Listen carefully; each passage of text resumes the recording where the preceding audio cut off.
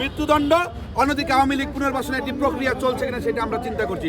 সুতরাং আমরা ধরেই নিতে পারি আজকে হাসিনার মৃত্যুদণ্ড দিল, কামালের মৃত্যুদণ্ড দিল, এই দেশে আরো কিছু মন্ত্রী ছিল, জুনায়েদ আহমেদ পলককে মৃত্যুদণ্ড দিত, দেশের মানুষের মধ্যে প্রশান্তি আসতো।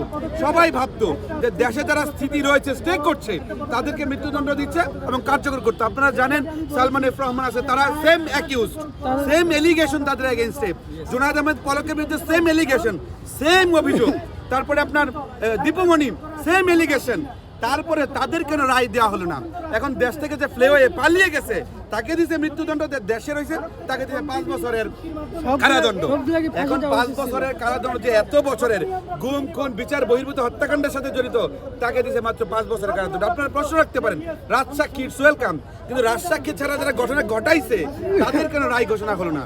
এটা আমাদের কথা হচ্ছে, এটা কোনো ফাঁকা বলি কিনা, মূলা ঝুলানোর প্রকল্প কিনা বিচার প্রক্রিয়ার মাধ্যমে, সেটা আমাদের আবারও ভাবতে হবে। সুতরাং আমরা স্পষ্টত বলতে চাই, যতক্ষণ না পর্যন্ত আওয়ামী লীগের এমপিদেরকে গ্রেফতার করা হয়েছে তাদের রায় মৃত্যুদণ্ড না দেওয়া হবে এবং দেশে যারা স্থিতি আছে তাদের মৃত্যুদণ্ড কার্যকর করা না হবে, ততক্ষণ পর্যন্ত আমাদের মনে সংশয় শঙ্কা থাকবে।